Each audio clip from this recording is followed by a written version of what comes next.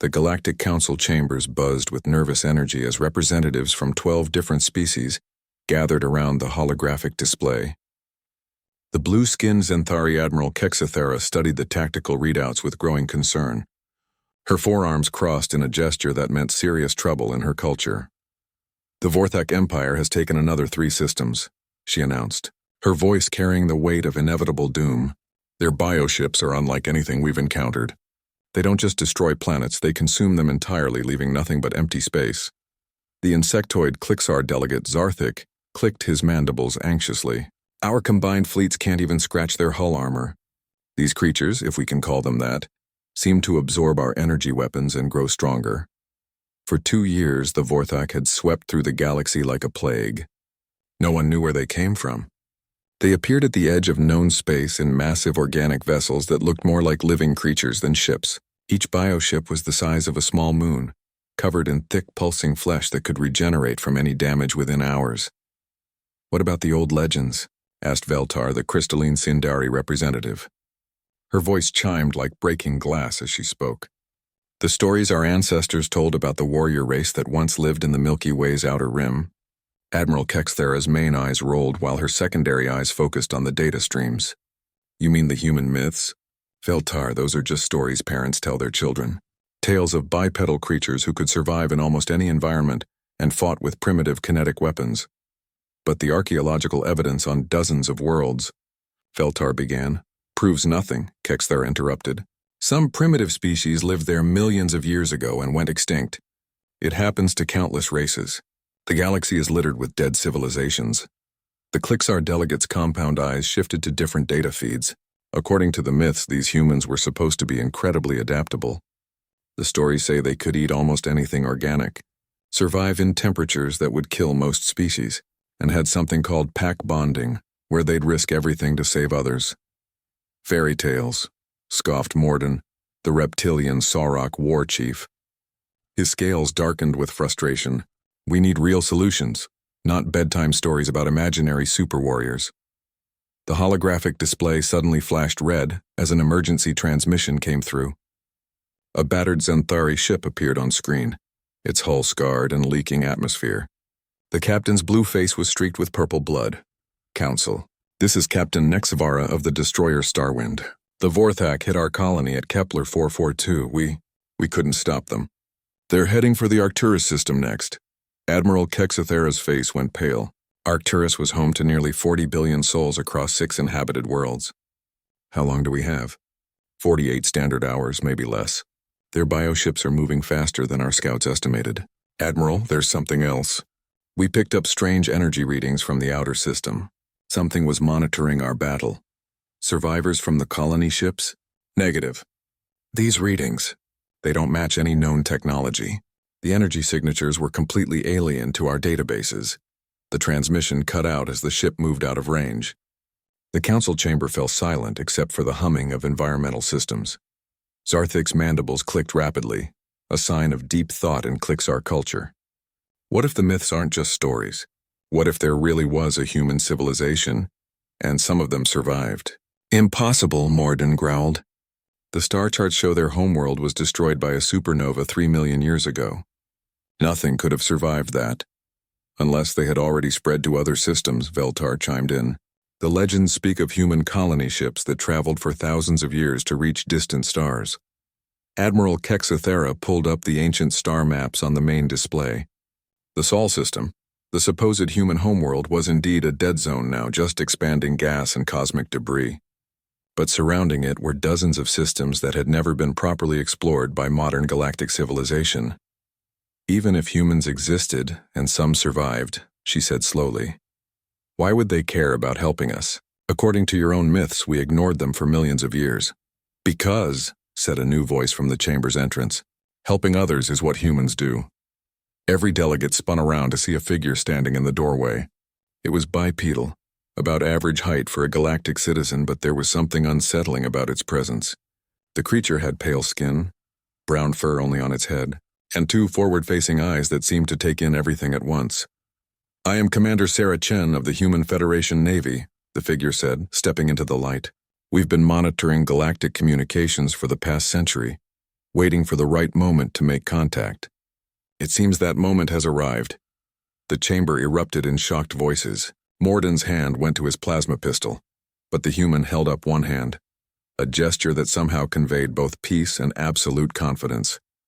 Your people are about to face extinction, Chen continued calmly. The Vorthak are a galactic plague that we've encountered before in other galaxies. They consume everything and move on, but they have one weakness that your energy-based weapons can't exploit. Admiral Kexathera found her voice first. What weakness? Commander Chen smiled, and there was something predatory in the expression that made every instinct in the room scream, danger.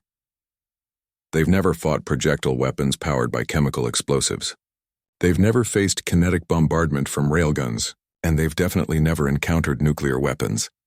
She touched a device on her wrist, and the holographic display changed to show dozens of ships emerging from hyperspace near Arcturus.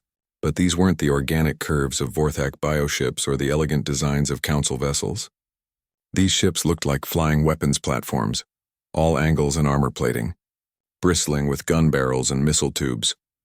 The Human Federation has been preparing for this fight for 3,000 years, Chen said. And we don't lose. The Arcturus system's edge buzzed with activity as the human fleet took defensive positions around the inhabited worlds. Admiral Kexathera watched from her flagship as the strange vessels moved with military precision that put council formations to shame.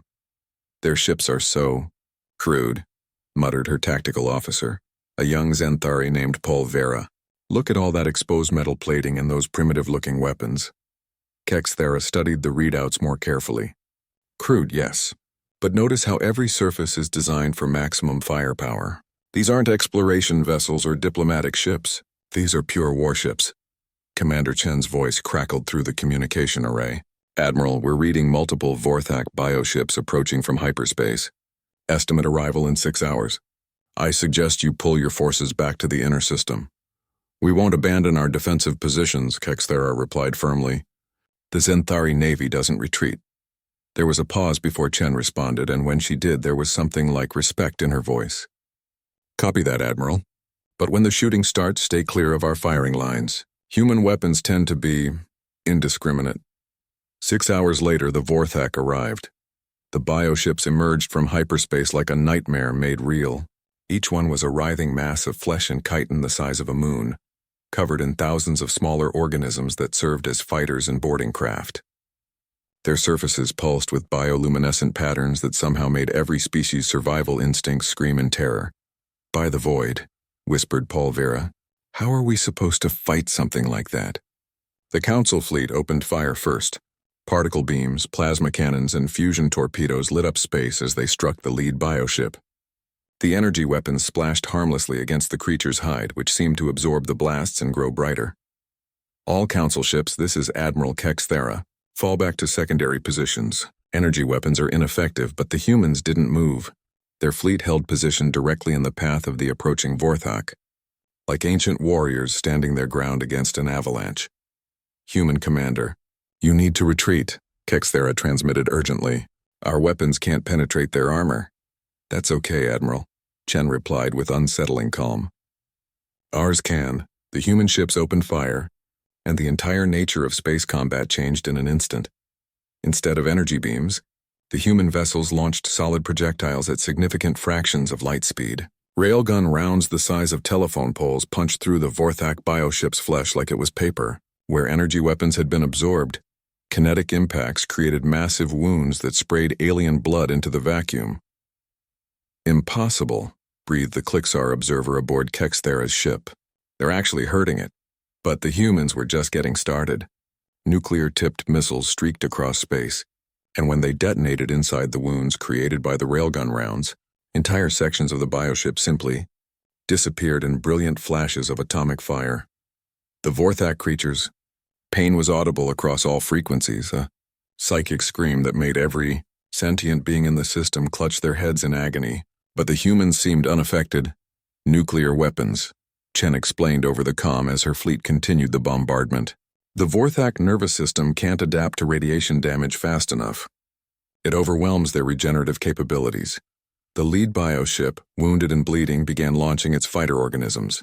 Millions of them poured out like an angry swarm, each one the size of a shuttle and armed with bioplasma weapons. The Council fleet prepared to engage, but again the humans were faster. Human fighters launched from their carriers, small, angular craft that looked more like flying bullets than spacecraft. They moved through the Vorthak swarm like sharks through a school of fish, their autocannons spitting streams of depleted uranium rounds. "How are they so fast?" Polvera asked in amazement. Kexathera studied the tactical display. "Their fighters don't have energy shields. All the power goes to engines and weapons. They're trading defense for speed and firepower." It was a strategy that should have been suicide, but the human pilots flew with impossible precision, using the debris from destroyed Vorthak organisms as cover, executing maneuvers that would kill any other species from the G-forces alone. "Admiral," came Chen's voice again, "we're detecting 3 more bioships coming out of hyperspace. This is about to get interesting." "Interesting?" Kexathera couldn't hide her incredulity. "Commander, you just crippled a creature the size of a moon and you call more of them interesting?" She could hear the smile in Chen's reply. "You haven't seen interesting yet." The 3 new Vorthak bioships emerged in a triangle formation, trying to surround the human fleet. But instead of falling back, the human vessels moved forward, straight into the center of the triangle. "They're going to be trapped," warned Zarthik over the tactical net. "No," Kexathera said slowly, understanding dawning. "They're putting themselves in a position where all 3 bioships will be in their firing arc simultaneously." What followed was the most brutal display of concentrated firepower the galaxy had ever witnessed. The human fleet became the center of a sphere of destruction, railgun rounds and nuclear missiles streaming outward in every direction. The space around them lit up like a miniature star, as atomic fires burned within the flesh of 3 different Vorthak creatures. But the bioships were fighting back. Bioplasma beams struck human vessels, eating through their armor plating. Several ships took critical damage, atmosphere and crew venting into space. "Human fleet, you need medical assistance," Kexathera transmitted. "Already ordering her medical ships forward." "Negative." "Admiral," Chen replied, her voice tight with pain but still determined. "We've got this." And then the Council observers watched something that would become legend. Instead of retreating to receive medical aid, the damaged human ships accelerated directly at the nearest bioship. "What are they doing?" Polvera gasped. "Ramming speed," Chen announced over the comm, "for Earth and humanity." The damaged vessels struck the Vorthak creature at near relativistic speeds, their nuclear reactors set to overload on impact. The explosion was visible from 3 star systems away. When the light faded, the bioship was gone. Just gone. The remaining 2 Vorthak creatures, sensing the death of their companion, began to retreat. But the humans weren't finished. "All ships pursue and destroy," Chen ordered. "We don't let any of them escape to threaten other worlds." As the human fleet gave chase, Admiral Kexathera sat in stunned silence. In 2 hours, these mythical creatures had accomplished what the entire Galactic Council couldn't do in 2 years. "Admiral," Polvera said quietly, "I think we need to reconsider everything we thought we knew about warfare." Kexathera nodded slowly. "And about humans. The myths got one thing wrong." "What's that?" "They said humans were warriors." She watched the human ships disappear into hyperspace, hunting their fleeing enemies. "They're not warriors. They're something much more dangerous." "What?" "They're survivors. And they've just declared war on extinction itself." 3 days after the Battle of Arcturus, the human fleet returned to the system, but they weren't alone. Admiral Kexathera watched in fascination as massive vessels emerged from hyperspace. Ships easily 10 times larger than anything the Galactic Council had ever built. These weren't warships, they were something else entirely. "Colony ships," Commander Chen explained during the briefing aboard the Zenthari flagship. "We've been wandering the galaxy for 3,000 years, never staying in one place too long. But the Vorthak threat changes everything." The holographic display showed the interior of one of the massive vessels. Kexathera gasped at what she saw. Entire cities existed within those ships, complete with parks, farms, and what appeared to be artificial weather systems.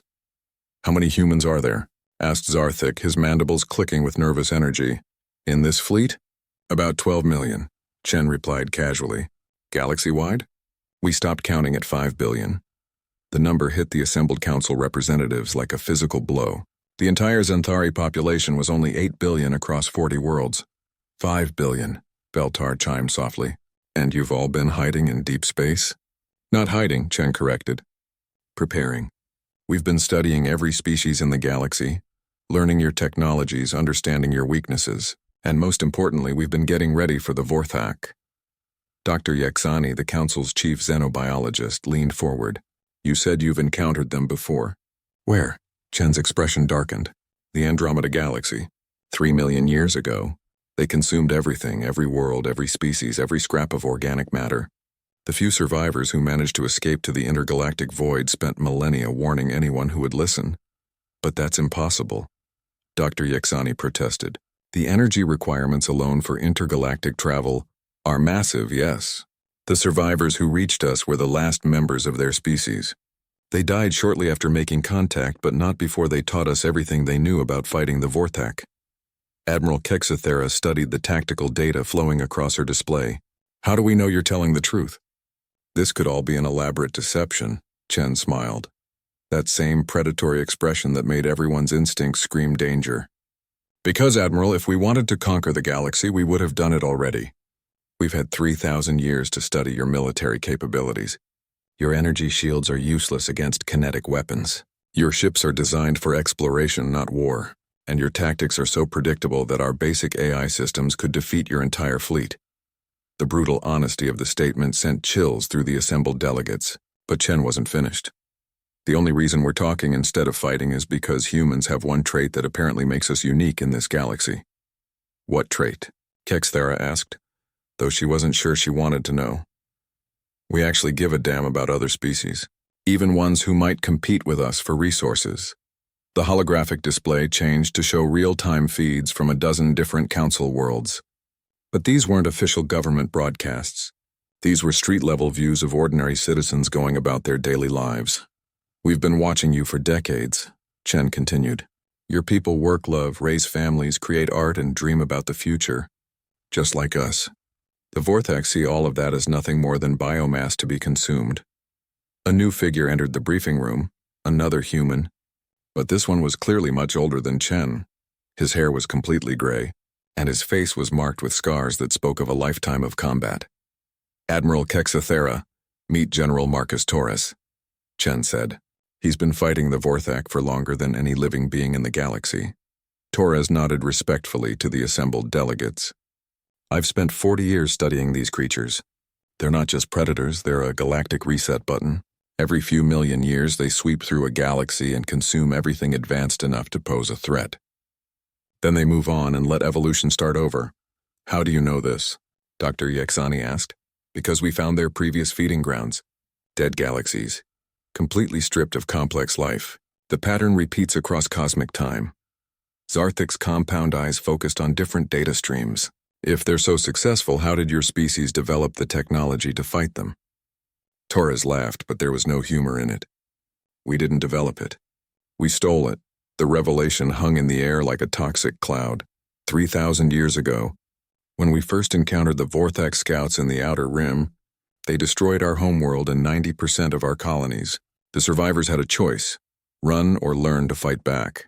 You chose to fight, Admiral Kexathera observed. We chose to become everything necessary to win, Torres corrected. We raided Vorthak bioships and reverse-engineered their technology.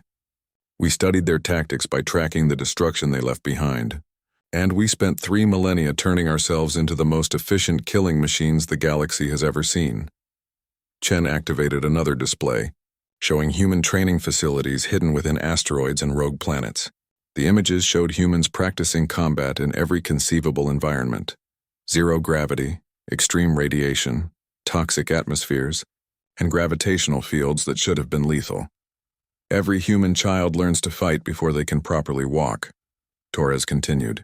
Every adult spends at least 2 hours a day in combat training. Our entire civilization has become a military machine dedicated to one purpose, making the Vorthak extinct. That's horrifying, Veltar whispered. Yes, it is, Chen agreed matter-of-factly. We sacrificed our innocence, our artistic culture, and our peaceful way of life to become something that could protect the galaxy.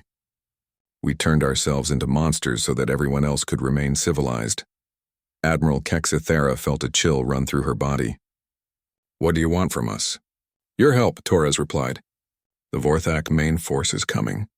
Not just a few bioships, their entire swarm. Millions of vessels carrying trillions of organisms. When they arrive, every ship that can fight will need to fight. Our weapons are useless against them, Morden pointed out, his scales dark with frustration. That's why we're going to upgrade your fleets, Chen said. She touched her wrist device and new schematics appeared on the display. Kinetic weapon systems, nuclear armaments, and armor plating that can actually stop bioplasma. The technology transfers are already beginning. Dr. Yexani studied the weapon designs with growing alarm. These systems are incredibly destructive. In the wrong hands, they could devastate entire worlds. Yes, they could, Chen acknowledged. That's why we're only sharing them with species that have proven they can be trusted with dangerous knowledge. How do you know we can be trusted? Kexithara asked. Torres smiled for the first time since entering the room. Because you asked that question, Admiral. A species that would misuse these weapons wouldn't care about the implications. The briefing room fell silent as the weight of what was happening settled on everyone present. The galaxy was about to be transformed from a collection of peaceful, exploring civilizations into something entirely different. How long do we have? Kexithara asked finally. 18 months, Torres replied grimly. Maybe 20 if we're lucky. The Vorthak are moving slower than usual because they're bringing everything they have. And if we lose? Chen and Torres exchanged a look that spoke volumes. If we lose, Chen said quietly, then in 5 years this galaxy will be as dead and empty as Andromeda. But we're not going to lose. How can you be so certain? Torres stood up, and despite being shorter than most of the council delegates, his presence somehow filled the room. Because humans have never learned how to quit. And we're about to teach the rest of the galaxy that extinction is not inevitable. Outside the briefing room's windows, the first council vessels were already docking with human ships to begin the weapons upgrade process. The age of peaceful exploration was ending. The age of total war had begun. 8 months had passed since the technology transfer began, and the transformation was staggering. Admiral Kexithara walked through the retrofit bays of the orbital shipyard above Zenthari Prime, watching as her elegant vessels were stripped down and rebuilt into something unrecognizable. Where once graceful curves and artistic flourishes had defined council ship design, now angular armor plating and weapon hardpoints dominated every surface. It feels wrong, her aide Pulvera murmured, looking at their flagship. The beautiful bioluminescent hull patterns that had made Zenthari ships famous across the galaxy were now hidden beneath thick plates of human-designed armor. Wrong, but necessary, Kexithara replied, studying the technical readouts. The modifications had increased their ship's combat effectiveness by over 400%, but at the cost of everything that made them distinctly Zenthari. A familiar voice interrupted her thoughts. Having second thoughts, Admiral? She turned to find Commander Chen approaching, but the human looked different than she had 8 months ago. Gone was the relatively clean military uniform. Now Chen wore battle-scarred armor, and her face carried the weight of constant warfare. Reports from the Outer Rim? Kexithara asked. 3 more systems lost to Vorthak scout fleets, Chen replied grimly. But we managed to destroy 2 of their bioships before they could send reinforcement signals. The good news is that your crews are adapting faster than we expected. The past months had been a crash course in human warfare for the entire Galactic Council. Every species had been forced to learn tactics that went against millions of years of evolutionary programming. The elegant, energy-based combat that had defined galactic warfare for millennia was being replaced by brutal kinetic exchanges that left nothing but debris. How are the Clixar adapting? Kexithara inquired. Better than anyone expected, Chen admitted. Their hive-mind coordination is perfectly suited for operating nuclear missile systems. They can process targeting data faster than our computers. They walked toward the tactical center, where holographic displays showed the current state of galactic defenses. Red markers indicated Vorthak incursions, while blue showed the combined human council fleets. What about the Sarok? Kexithara asked, noting the concentration of forces near their homeworld. Chen's expression darkened. Morden's people are enthusiastic about the new weapons. Almost too enthusiastic. We had to restrict their access to nuclear armaments after they started talking about preventive strikes against potential Vorthak staging areas. The irony wasn't lost on Kexithara. The most peaceful species in the galaxy were struggling to adapt to warfare, while the most aggressive had embraced it so completely that they risked becoming a threat themselves. And the Sindari? Veltar's people are having the opposite problem. Their crystalline physiology makes them extremely sensitive to radiation. They can't operate near nuclear weapons without shielding that reduces their effectiveness as crew members. Dr. Yexani approached from across the tactical center, her forearms laden with data tablets. Commander Chen, we've completed the analysis of the bioship remains from the Kepler engagement. What did you find? The Vorthak are evolving, Dr. Yexani said, her voice tight with concern. The tissue samples show genetic modifications that weren't present in earlier encounters. They're adapting to our kinetic weapons. Chen studied the biological data with grim attention. How long before they develop effective countermeasures? 6 months, maybe 8. Their regenerative capabilities are already showing increased resistance to radiation damage. The revelation hit everyone in the tactical center like a physical blow. The weapons that had given them hope were already becoming obsolete. Then we accelerate the timeline, Chen decided. General Torres, are you monitoring this? A holographic projection of the scarred human general appeared. Copy that. We're moving to Phase 2. Phase 2? Kexathera asked. Torres' image flickered as the transmission adjusted. Admiral, what I'm about to show you will change your perception of this war permanently. The main display changed to show a star system that none of the Council delegates recognized. But instead of planets orbiting the central star, massive artificial structures filled the space. What are we looking at? Dr. Yexani whispered. The real human fleet, Torres replied. What you've seen so far are our exploration and patrol vessels. These are our actual warships. The structures were impossible to comprehend at first glance. They weren't ships in any traditional sense. They were mobile weapons platforms the size of small moons, bristling with gun batteries that could level continents. How many? Kexthera managed to ask.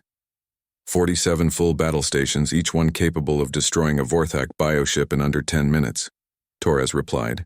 Plus support fleets of 8,000 vessels. Polvera's voice was barely audible. You could have conquered the entire galaxy.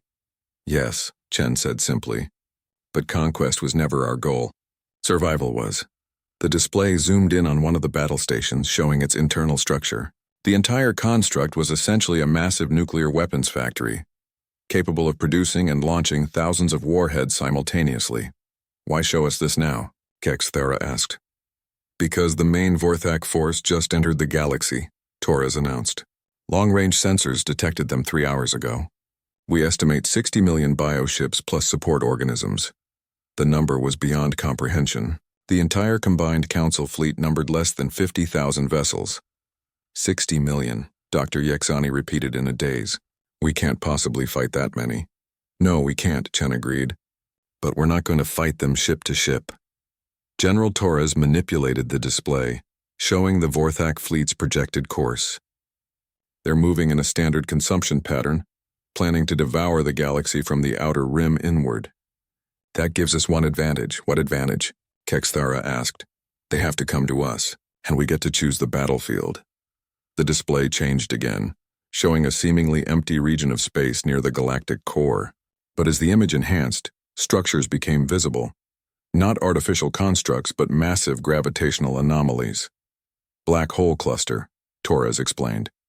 12 stellar mass black holes in close proximity, creating a gravitational maze that will force their fleet into predictable paths. Chen picked up the explanation. We're going to lure them into the cluster and use the gravitational fields to our advantage. Their bioships are massive, which makes them vulnerable to tidal forces. And if they don't take the bait? Kexthara asked. They will, Torres said with certainty, because we're going to give them a target they can't resist. What target? Chen and Torres exchanged another of those meaningful looks. Earth, Chen said quietly. We're going to broadcast the location of humanity's birth world and make it appear that we're mounting a desperate last stand to defend it. The tactical center fell silent. Everyone understood the implications immediately. But Earth was destroyed by a supernova millions of years ago. Veltar chimed in confusion. The star went supernova, yes, Torres confirmed. But we moved Earth before that happened. It's been hidden in a pocket dimension for 3 million years, along with the preserved biosphere and historical records of our species. Dr. Yexani's scientific mind reeled. Pocket dimension technology? That's theoretically impossible with current physics. Current physics, yes, Chen said. But we've had 3 million years to advance beyond current physics. The question is, are you prepared to risk everything on one final battle? Admiral Kexathera looked around the tactical center at the representatives of a dozen species. Each face showed the same mixture of fear and determination. How long do we have to prepare? She asked. 4 months, Torres replied. Maybe 5 if they stop to consume a few systems along the way.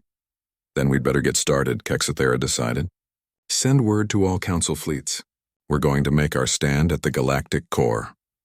As the various delegates began coordinating their forces, Chen approached Kexathera privately.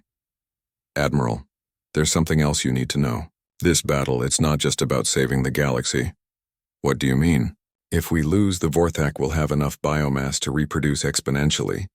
They'll be able to send forces to other galaxies. This isn't just about the Milky Way anymore. Kexathera felt the weight of cosmic responsibility settle on her shoulders. The entire universe is depending on us. She said quietly. Yes, Chen replied. No pressure.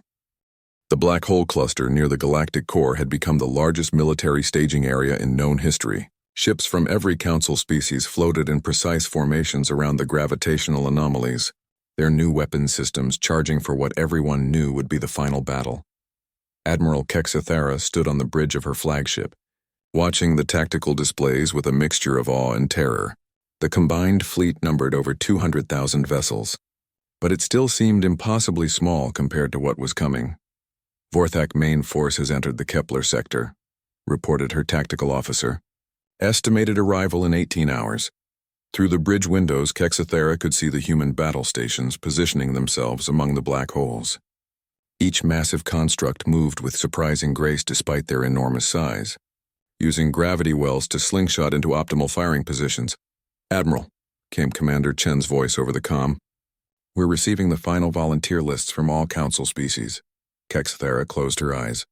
The volunteers were ship crews who had agreed to pilot vessels loaded with nuclear warheads directly into the heart of the Vorthak swarm. It was a suicide mission, but thousands had stepped forward without hesitation.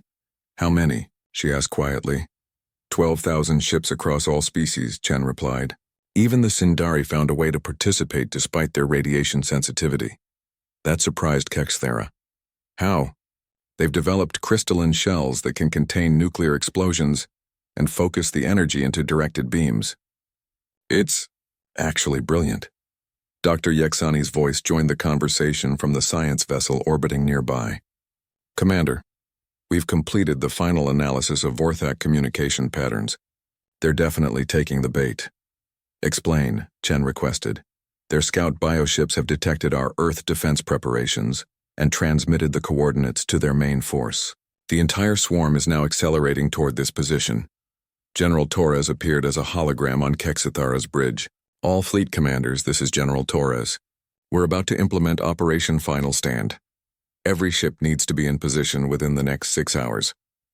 Kexathera studied the battle plan one more time. It was insane by any conventional military standard. They were going to allow the Vorthak to enter the black hole cluster, then use the gravitational fields to trap them while unleashing every weapon they had. Xanthari fleet, prepare for combat deployment, she announced to her forces. Her ships began moving toward their assigned positions between the third and fourth black holes. The Klixar hive ships took positions near the cluster's center, their collective consciousness perfectly suited for coordinating nuclear missile swarms in the chaotic gravitational environment. The Sorok battle groups stationed themselves at the cluster's edge, ready to prevent any Vorthak escape. Admiral, Pulvera reported, we're receiving transmissions from the outer perimeter scouts. Visual contact with the Vorthak main force. The main display activated, showing long-range sensor feeds. What appeared on screen defied comprehension. The Vorthak fleet stretched across light years of space, a living carpet of bioships that blotted out entire starfields. 63 million confirmed contacts, the tactical officer announced, his voice barely steady. Mass readings indicate each bioship is larger than previous encounters. They've been feeding, Chen observed grimly. Every world they've consumed has made them bigger and stronger. The lead elements of the Vorthak swarm reached the outer edge of the black hole cluster. Instead of the cautious approach any sane military force would take, they plunged directly into the gravitational maze, driven by their hunger for the supposed human homeworld. Phase 1 is go, Torres announced. All units execute gravity dance. What followed was the most complex space battle in galactic history. The human battle stations used the black hole's gravity wells to accelerate their massive bulk to impossible speeds, striking the Vorthak formations like guided asteroids. When they fired their main weapons, the gravitational fields bent the trajectories of their projectiles into spiraling paths that hit targets from unexpected angles. The Xanthari fleet performed precision strikes, their ships dancing between gravity wells to avoid the Vorthak bioplasma while delivering nuclear payloads. Kexathera watched her crews perform maneuvers that should have been impossible, their new training pushing them beyond every physical limitation. Klixar missile swarms away, reported the tactical net. Thousands of nuclear warheads streaked through the cluster, their guidance systems coordinated by the hive mind to track multiple targets simultaneously. The Vorthak bioships began dying in spectacular fashion. Nuclear fire bloomed throughout the cluster as the weapons found their marks, but for every bioship destroyed, 10 more pressed forward. They're adapting faster than predicted, Dr. Yexani warned. The newer bioships are showing increased resistance to nuclear damage. Then it's time for Phase 2, Torres declared. All volunteer squadrons, begin your approach runs. Kexathera's heart clenched as she watched 12,000 ships break formation and accelerate toward the densest concentrations of Vorthak bioships. Each vessel carried enough nuclear weapons to sterilize a planet, and each crew knew they weren't coming back. For the galaxy came a transmission from a Sarok volunteer pilot. May our deaths mean something. For the future, added a Klixar voice, speaking for an entire hive ship crew. For all the children who will never see war, whispered a Xanthari captain, her ship already glowing from radiation exposure as she flew directly into a bioship's main body. The volunteer ships struck the Vorthak formation like guided meteors, their nuclear payloads detonating in chain reactions that carved enormous gaps in the enemy swarm. The explosions were so intense that they briefly outshone the local stars, but still the Vorthak came. The cluster was filled with millions of bioships, and they were learning to coordinate their attacks. Bioplasma beams began focusing on the human battle stations, overwhelming their armor through sheer volume of fire. We're losing Battle Station 7, Torres reported, his voice tight with pain. Her reactors going critical. The massive construct began to break apart under the Vorthak assault. But its crew made one final gesture of defiance. Instead of trying to escape, they directed the station on a collision course with the largest bioship cluster, turning their deaths into one last devastating attack. Sir, Polvera called out urgently, the Vorthak are beginning to break through our perimeter. Several bioships are bypassing the cluster entirely. Kexathera realized the horrible truth. Even if they won this battle, enough Vorthak would survive to devastate the galaxy. The numbers were simply too overwhelming. Commander Chen, she transmitted, we're not going to be able to stop them all. I know, came Chen's reply, and there was something strange in her voice. Torres, initiate Protocol Omega. Confirmed. All human vessels, Protocol Omega is now active. Kexathera had never heard of Protocol Omega. What's happening? Something we hoped we'd never have to do, Chen replied. Admiral, I need you to order all non-human ships to immediately retreat to minimum safe distance. How far is minimum safe distance? 50 light-years should be sufficient. The number made no sense. There was no weapon that required 50 light-years of clearance. Commander, what is Protocol Omega? We're going to destabilize the black hole cluster, Chen said quietly. Turn it into an artificial supermassive black hole that will consume everything within 100 light-year radius. The bridge fell silent. Everyone understood the implications immediately. That will destroy the entire galactic core, Dr. Yexani breathed. Yes, Chen confirmed, along with every Vorthak bioship in this region of space. And Earth and all the human battle stations, and anyone who doesn't retreat in the next 20 minutes. Kexathera felt the universe shift around her. You're committing species suicide to save the galaxy. Not species suicide, Torres interjected. We have colony ships in other galaxies. Small populations scattered across the void. Humanity will survive. But Earth, our birth world, our history, everything that made us who we were before the war, that dies here. Why? Kexathera whispered. Because someone has to make the hard choice, Chen replied. And because this is what humans do. We make the sacrifices others can't. All around the cluster, non-human ships began emergency hyperspace jumps, fleeing the coming destruction. But the human vessels remained in position, their crews preparing to die for people they'd never met. 15 minutes to Protocol Omega activation, Torres announced. It's been an honor serving with you all. As her ship jumped to hyperspace, Admiral Kexathera watched the black hole cluster shrinking in the distance, knowing she was witnessing the end of an era and the beginning of something entirely new. In 18 minutes, the galaxy would be safe, and humanity would become a legend once again. 57 light-years from the galactic core, Admiral Kexathera stood on the bridge of her flagship, watching sensors that showed readings beyond comprehension. The gravitational disturbance from Protocol Omega was detectable even at this distance, a cosmic scream that would echo across the galaxy for millennia. Gravitational collapse confirmed, her science officer reported, voice hollow with shock. The black hole cluster has merged into a single supermassive singularity, mass equivalent to 12 million solar masses. The view screen showed nothing but darkness where the galactic core had been, not the darkness of empty space but the absolute blackness of an event horizon that had swallowed light itself. Somewhere in that void, 63 million Vorthak bioships had ceased to exist in any meaningful way. Any word from the human colony ships? Kexathera asked quietly.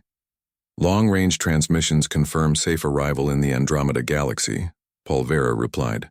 The surviving human population is approximately 4 million souls across 12 ships. 4 million.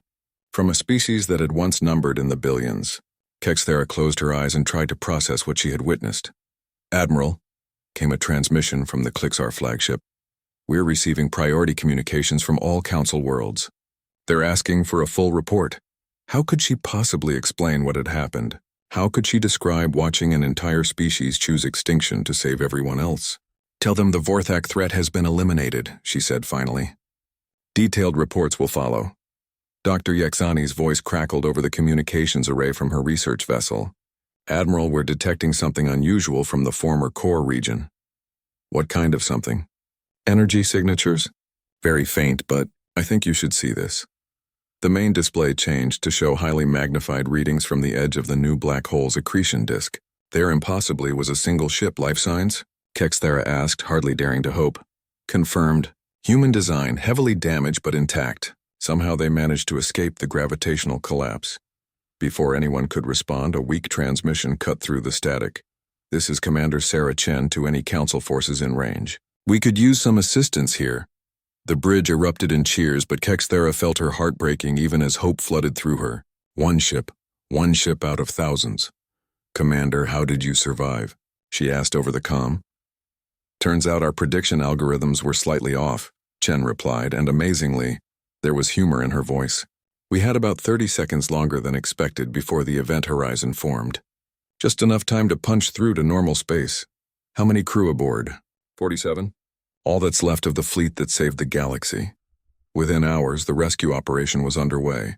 Chen's ship was a wreck, hull breached in dozens of places, life support failing, engines completely destroyed. But somehow the crew had survived. As the damaged vessel was brought aboard Kexathera's flagship, the Admiral found herself struggling with emotions she couldn't name. Humanity had just saved the galaxy by sacrificing itself, and all they had left was one broken ship and 47 survivors. Commander Chen looked exactly as Kexathera expected. Exhausted, radiation sick and bearing the weight of unimaginable loss. But when she stepped off the rescue shuttle, her back was straight and her eyes were clear. Admiral, Chen said with a slight smile. Permission to come aboard? Granted, of course. Commander, I don't know how to— Don't, Chen interrupted gently. We knew the price going in. The question now is what happens next. Dr. Yexani approached, her forearms full of medical scanners. Commander, we need to get your crew to the medical bay immediately. The radiation exposure will heal, Chen finished. We're a hardy species, Doctor. It's going to take more than a little cosmic radiation to finish us off. Over the following days, as the human survivors recovered in the medical bay, the galaxy began to change in ways no one had anticipated. The destruction of the Vorthak and the sacrifice of humanity had sent shockwaves through every civilized world. On Zenthari Prime, the government declared a period of mourning that would last a full year. Public spaces were renamed in honor of human heroes, and children were taught about the species that had died so they could live. The Klixar collective consciousness had been permanently altered by witnessing such sacrifice. For the first time in their species' history, individual Klixar began making decisions based on honor rather than pure logical efficiency. Even the aggressive Sarok had been changed. Morden himself appeared on the galactic news networks, his usually dark scales bright with emotion as he declared that war for conquest was now forbidden among his people. The humans showed us that true strength is protecting those weaker than yourself, he announced. But perhaps the most unexpected change came from the Sindari, the crystalline beings, who had always struggled with concepts of mortality due to their extremely long lifespans, began creating memorial structures that would preserve human history for millions of years. We will remember them when the stars grow cold, Veltar declared during a council session. Their sacrifice will become part of our crystal matrix preserved forever. Admiral Kexithera visited the human survivors daily. They were adapting to their new circumstances with remarkable resilience, but she could see the grief in their eyes. They had lost not just their people but their entire civilization. "What will you do now?" she asked Commander Chen during one of these visits. "Rebuild," Chen replied without hesitation. 47 people isn't enough for a viable population, but we've got something more valuable than numbers. What's that? Knowledge. Everything we learned about fighting the Vorthak, about survival, about what it takes to protect a galaxy. We're going to teach that to others. The Council would be honored to support such an effort. Chen smiled, the first genuine, peaceful smile Kexthera had seen from her. "We were hoping you'd say that." 6 months later, the Human Training Academy opened on a restored world near the former galactic core. It wasn't just a military school. It was a place where beings from every species could learn about courage, sacrifice, and the true meaning of strength. The Academy's motto, carved in stone above the main entrance in dozens of languages, came from Commander Chen herself. "Not because we are strong, but because others need us to be." Admiral Kexithera often stood before that inscription, remembering the day when mythical creatures appeared on the battlefield and changed everything. The galaxy was safer now, protected not just by weapons and ships, but by the example of a species that had chosen to give everything for strangers. In the Academy's Memorial Hall, a single hologram played continuously. It showed the last transmission from Earth before Protocol Omega, recorded by General Torres in the final moments before the artificial singularity consumed humanity's birth world. "To those who will come after," Torres said in the recording, "remember that legends are not born from victory, but from the willingness to pay any price to ensure others can have a future. We were never myths. We were just people who understood that some things are worth dying for."